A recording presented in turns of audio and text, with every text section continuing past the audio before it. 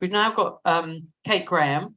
So this problem with getting the recognition from Joe Public out there that transgenderism was going to cause problems for women, right? Remember that?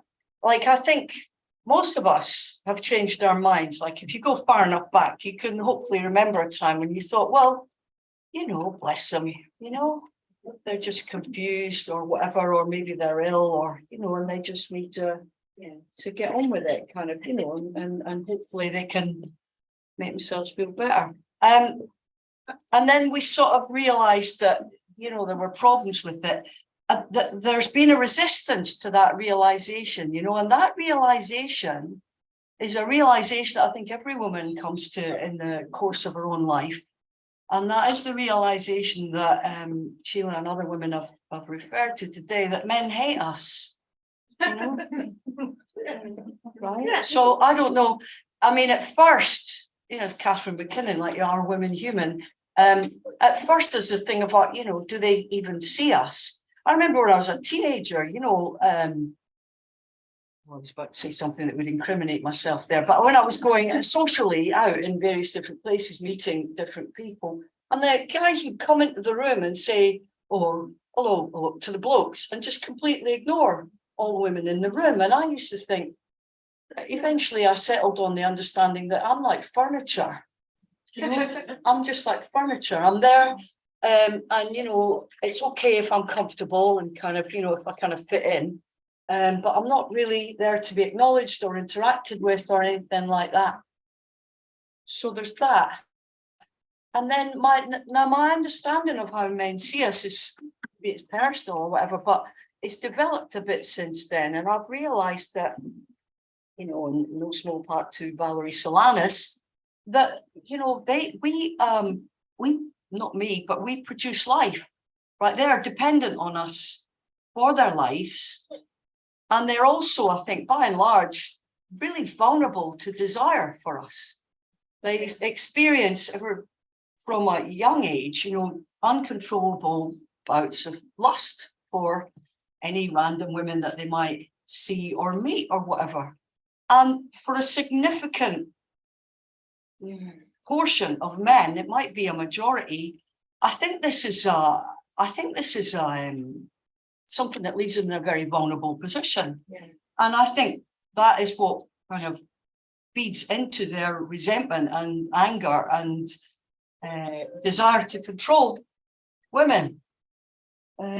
So there's that. And now, if you're talking with people like men who don't acknowledge that, you know, it's a waste of time, isn't it? And if you're talking with women who don't acknowledge that, it's probably because the consequences of acknowledging that are absolutely huge, right? I mean, Sheila talked there about men watching porn. I mean, I've seen very little porn, and it absolutely destroys me.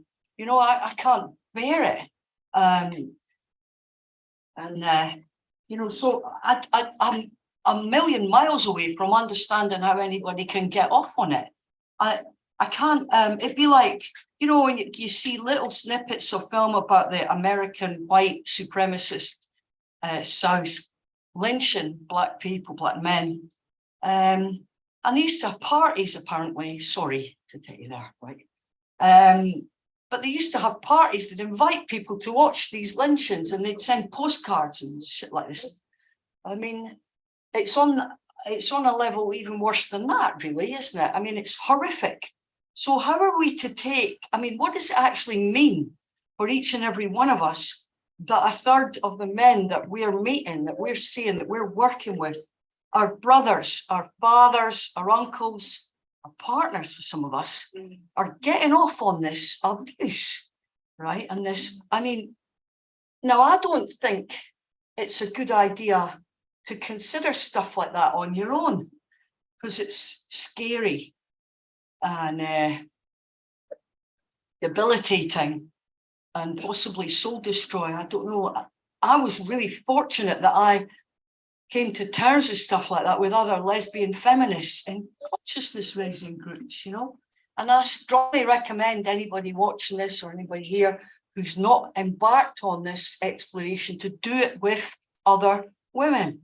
in a small group to talk about your own experience of growing up, your own experience of violence, your own experience of coercive control, your own experiences, and share them and realize that they're not personal, or at least they're not uniquely personal, and that they are loaded with power, hence the personal being political.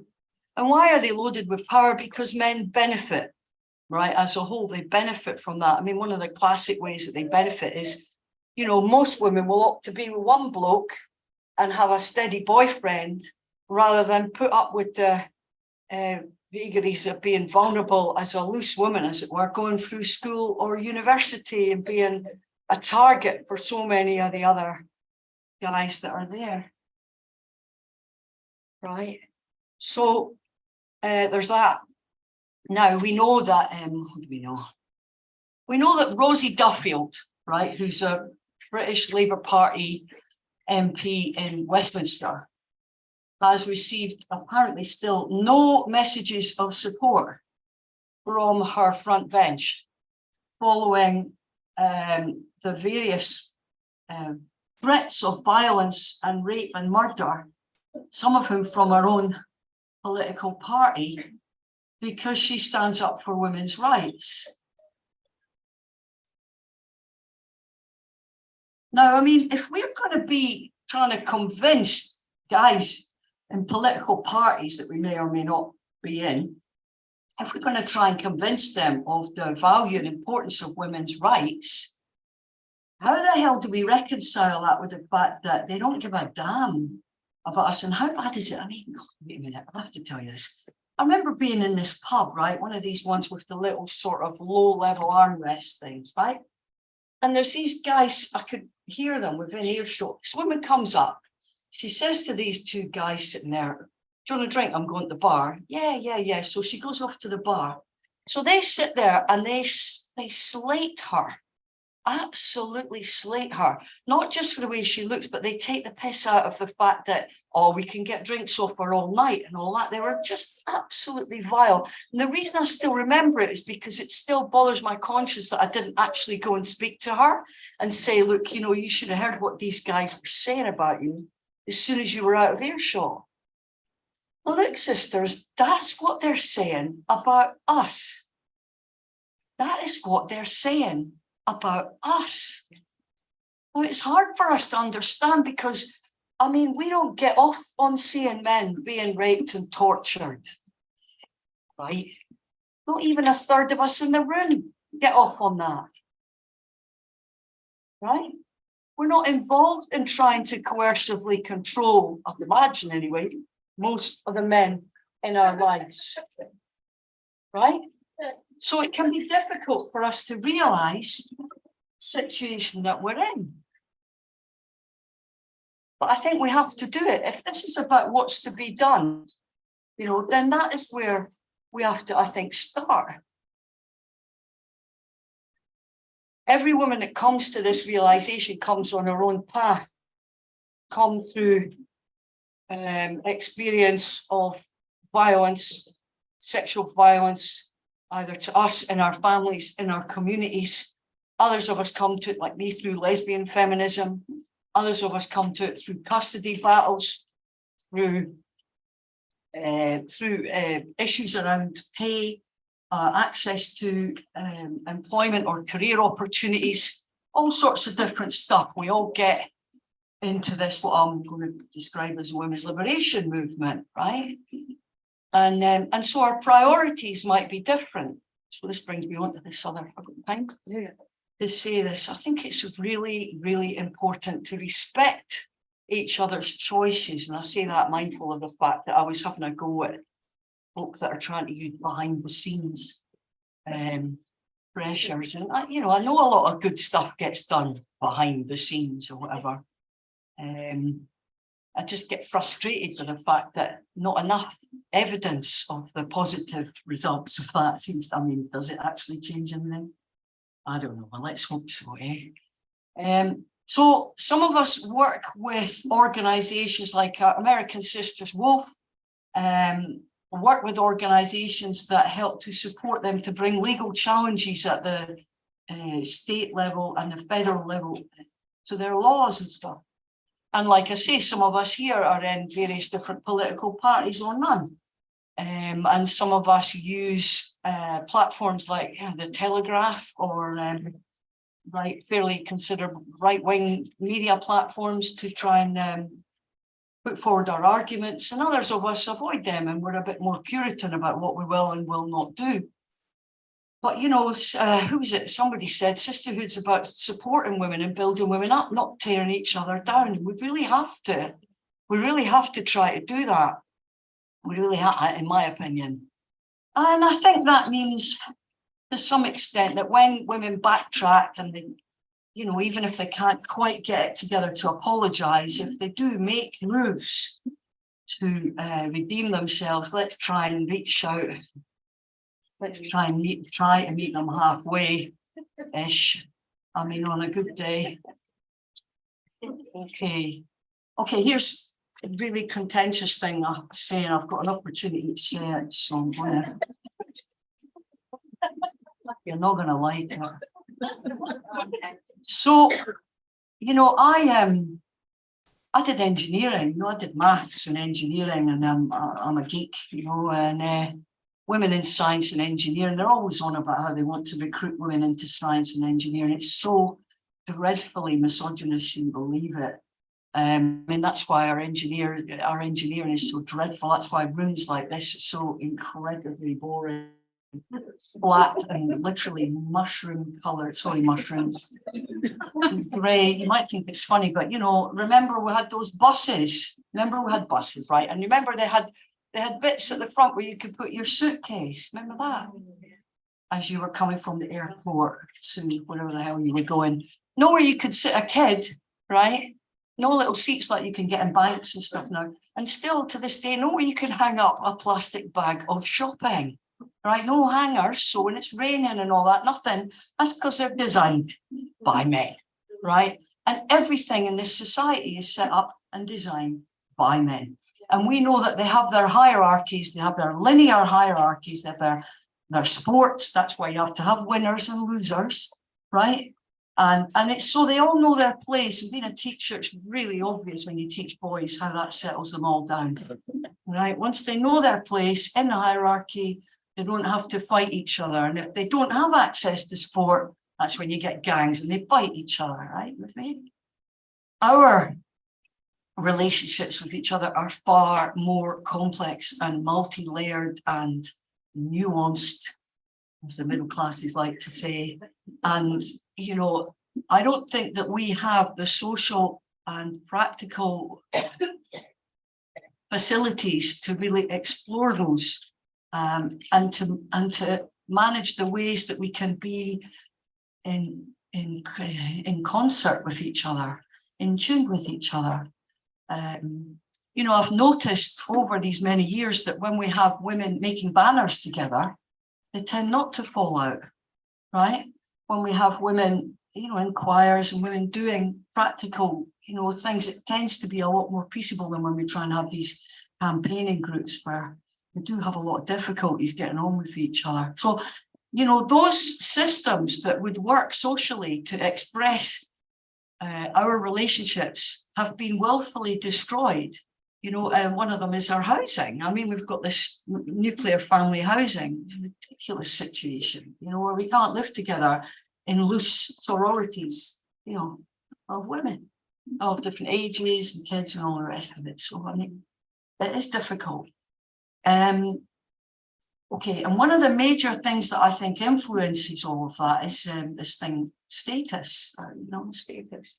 I think it kind of is the generator of political power. That you know, we talk about being radical feminists and going to the roots, and I think we have to begin to explore more seriously how status affects our relationships with each other, what status is. And we can think about it fairly obviously in relation to how we post pictures of our new babies and our grandchildren, and we tell each other, you know, all sorts of notions like, you know, I'm getting married or whatever it is. There are all sorts of things that I feel as a lesbian who's not had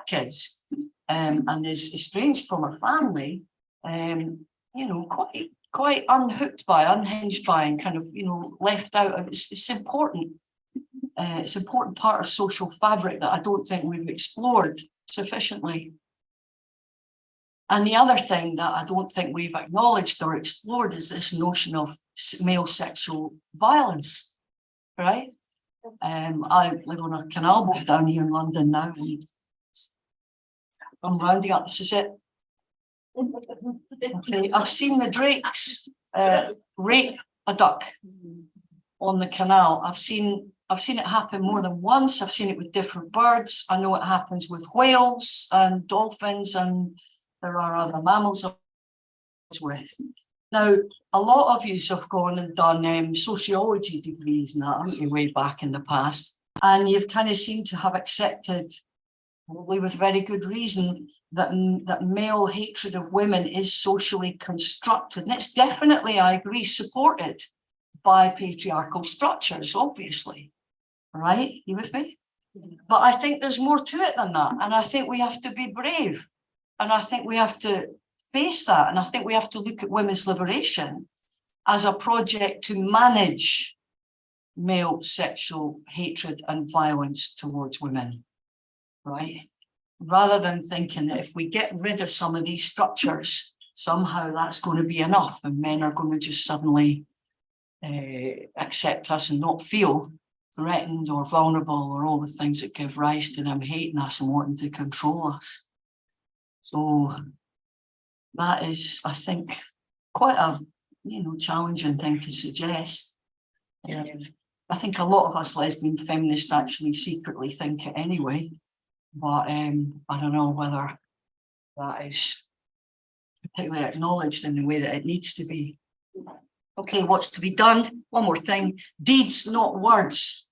You know, one of the things that changed the situation in Scotland was Elaine and our American. You know, she gave the red top newspapers a really good photo opportunity that they just could not afford to give up. And that went out, and that was like, haha, isn't this funny, blah, blah, blah. And then the very next week, 3 days later, we had Isla, what's his name? His surname's Graham, actually, it's same.